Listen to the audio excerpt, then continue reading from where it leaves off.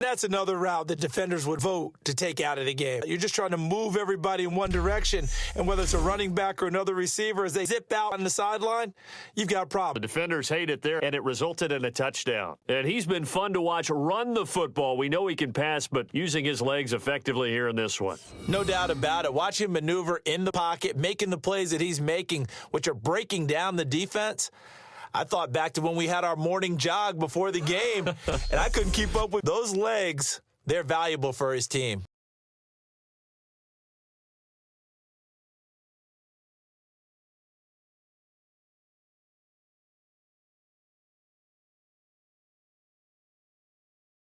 And this is, oh my goodness, he pulled it in one-handed. All right, partner, that's a video game highlight catch. Acrobatic, one hand, come down with the football. Look, if you and I are playing Madden right now, my control, I'm done. That's it. I can't do this anymore.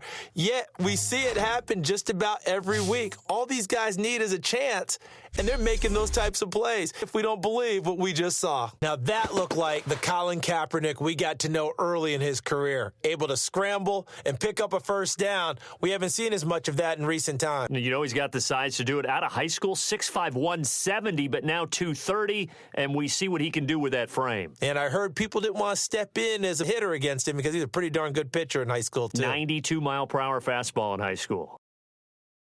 When we talk about Aqib Talib, technique is not the word that comes to mind, but don't worry about that. This guy anticipates as well as anyone in the league, and he did just that, picking off another pass. And the interception thrown in the red zone last time. We'll see if they can rebound. I just have to think the last thing back out there was, don't do that again. What do you think? What do you think? I think that not only did he say that, but he also told him, let's put it in the end zone that it's supposed to be in, all right? The end zone we're trying to score.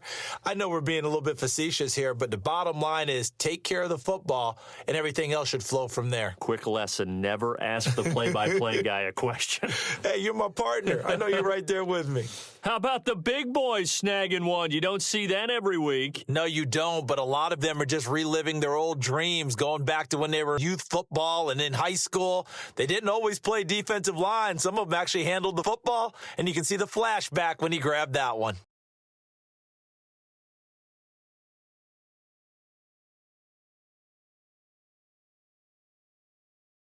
Should have been picked. Probably doesn't matter on a two-point conversion, but still, as a former DB, you want to grab that ball when you can, don't you? You certainly do. And don't say it, because I know you're thinking it. What am I thinking? I know what you're thinking. Well, if he'd had hands, he'd be playing on offense, right? That's true. You've said that before. Still time to work with on the clock, but they wanted a tie now, and they got it. And I love their aggressiveness. Go ahead and get it done. Get the game tied. Now your team has the momentum, and you're staring across the field saying, let's see if you can match 3 scores in this game. I think that deserves some type of a broad gesture. I know in hockey, that's called a hat trick, and people throw their hats out on the ice.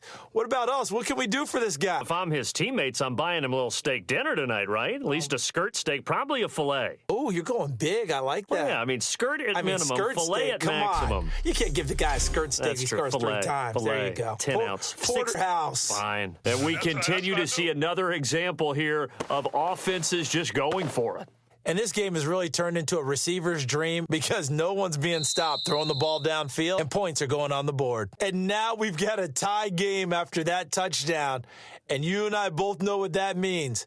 Extra point in this situation, this little time left, takes on some extra emphasis, doesn't it? It does indeed. Now, inside the final minute, can they get it and hold on? Only in need of a field goal, a decent amount of time on the clock. So tell me if I'm wrong. You don't have to be too panicked. No, not at all. I agree with you. And this is where your preparation and your confidence comes into play.